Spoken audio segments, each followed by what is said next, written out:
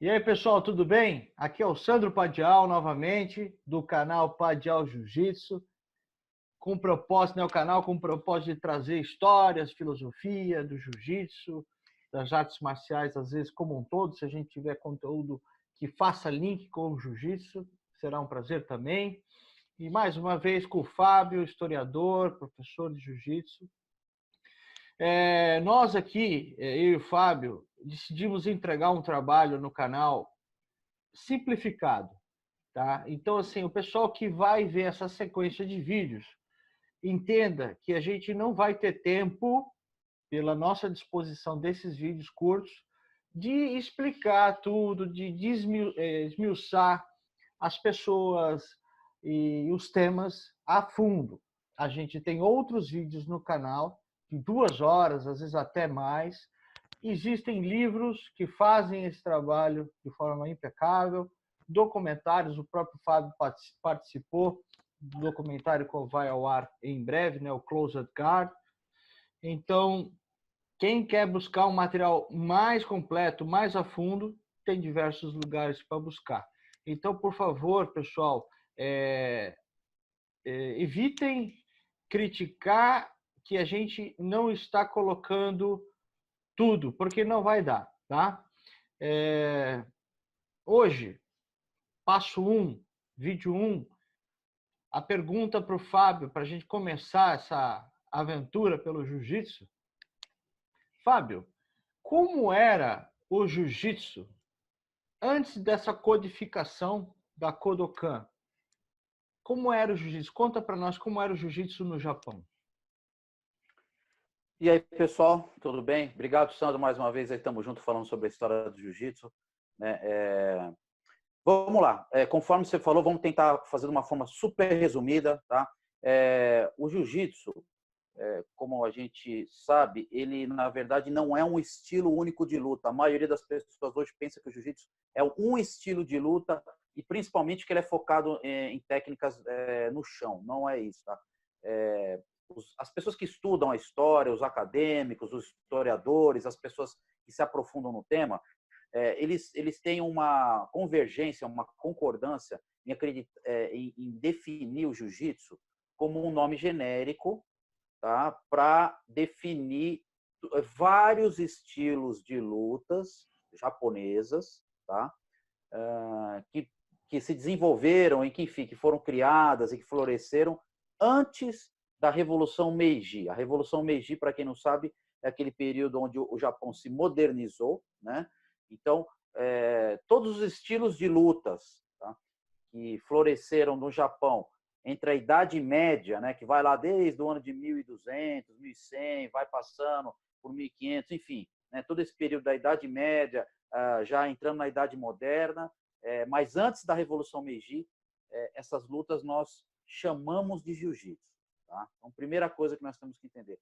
A segunda coisa é que esses estilos, necessariamente, eles não têm relação entre eles. Alguns têm técnicas mais voltadas para arremessos, alguns técnicas mais voltadas para torção, enfim, cada um tem o seu estilo peculiar. Tá?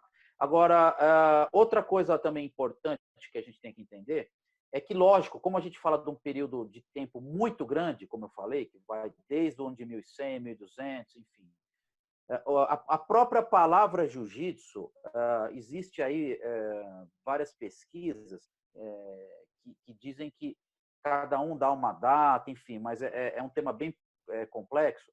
O próprio termo jiu-jitsu, né, ele usava outras denominações, como torite, yowara, taijitsu, enfim. E aí esse termo jiu-jitsu, ele começou a ser usado mais próximo agora, né, da nossa era de 1800. Nós temos várias publicações já que aí sim esse termo jiu-jitsu é empregado com mais frequência para denominar os estilos de artes marciais. Ô, Fábio, essas artes, cita alguns nomes que eram desses estilos. Por exemplo, nós sempre vamos encontrar documentos escritos como ryus, né? Que RYU, né? Ryus, que são escolas, estilos, né? Enfim. Então, por exemplo, Yoshin Ryu, Takenouchi Ryu, Kito Ryu. Tem vários estilos aí que nós, né, não vou lembrar, obviamente, de todos, são Kashima Shinto Ryu, enfim, Iga Ryu, tem muitos estilos, tá? E existia um estilo com a palavra judô também. Sim, a palavra judô, ela não foi realmente criada pelo Jigoro Kano e ele cita isso, inclusive, tá? Em um manuscrito que o Jigoro Kano deixou, ele deixa bem claro isso, né? A palavra, o termo judô, o termo não foi invenção minha, né? Já existia um estilo antigo, né, que usava esse termo judô, tá? Agora, o que precisa ficar claro é que o que diferencia o judô, né, dos outros estilos não é o nome em si, né? É a formatação do estilo e o modo que esse estilo era ensinado, né? A metodologia que ele usava, né? Então, isso que é mais importante. Realmente, o nome, o próprio Jigoro Kano fala que já existia. O que não quer dizer que o estilo era igual, não tinha nada a ver. Era um outro estilo qualquer. E ele pegou esse termo judô e acrescentou Kodokan, né? Então, era o judô de Kodokan. Tá? O estilo o nome que é exclusivo do Jigoro Kano é Kodokan, mas o termo judô já existia. Então, Outra Fábio, coisa que é importante. a gente está fazendo isso que a gente chama de aventura pelo jiu-jitsu. Então, o primeiro capítulo é como era o jiu-jitsu, ou esses métodos de jiu-jitsu no Japão. Abrindo já uma chamada para o segundo capítulo da aventura do jiu-jitsu, que a gente vai falar da Kodokan e do Jigoro Kano, o criador da Kodokan, quais eram os estilos que ele treinou? Vamos lá. O Jigoro Kano, ele treinou dois estilos, basicamente, que é o Tenshin Shinryu e o Kito-ryu, tá? Esses dois estilos, inclusive o Kito-ryu, ele até recebe, né, uma certificação, né, do sensei dele, dando permissão para ele ensinar esse estilo de Kito-ryu, que era uma metodologia comum, né, nos antigos ryus ou koryus, né, os estilos antigos, quer dizer, um mestre passava um documento permitindo que o próximo, né, que o aluno desse pudesse ensinar também. Então, esses dois estilos, o Jigoro Kano estudou, tá? E ele também estudou o wrestling ocidental, né? Ele tinha, o Jigoro Kano teve uma educação ocidentalizada e ele conheceu o wrestling e estudou, inclusive, através de livros, e obviamente deve ter praticado também, feito experiências, né, nas suas práticas, wrestling. O próprio Kataguruma, né, que é aquele golpe que a gente faz a projeção por cima, ele cita isso, né, que é inspirado, né, num golpe de wrestling, né, enfim, ele olhou, ele viu esse golpe e fez algumas leves modificações e batizou de Kataguruma. Agora, uma coisa importante também que a gente precisa lembrar, Sandro, como eu disse, eu falei bem rápido sobre esses estilos de jiu-jitsu que vão desde a Idade Média até a Revolução Meiji. Outra coisa que ninguém consegue, talvez, entender é que o Japão ele passou por um período antigo de muitos conflitos internos, tá? E, obviamente, que essa época de conflitos internos, o jiu-jitsu, levando-se em conta que eles são técnicas sem armas, tá?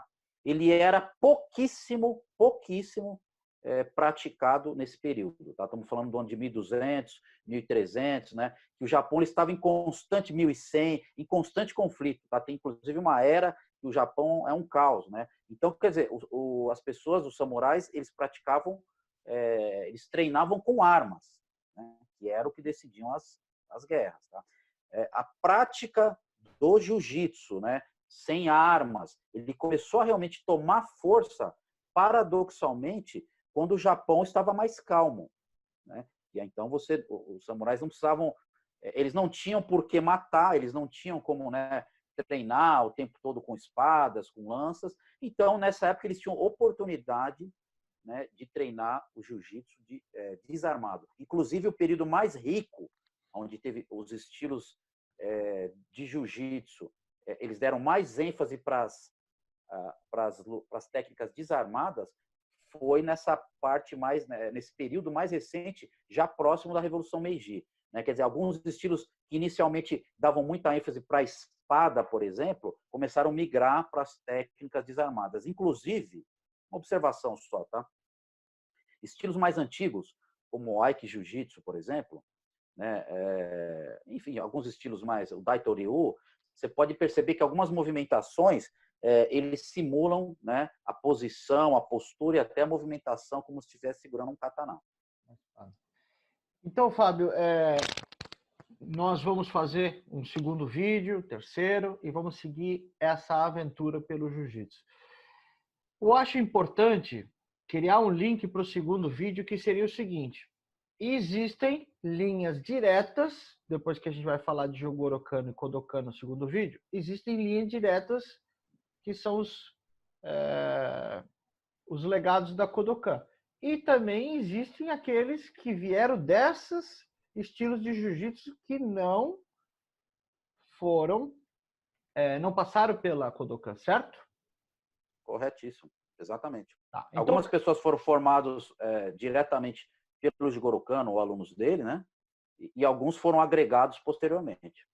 Então é isso aí, pessoal.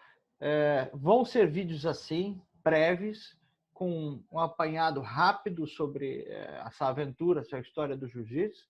Então, o segundo vídeo, vamos falar de Kodokan e Jigoro Kano.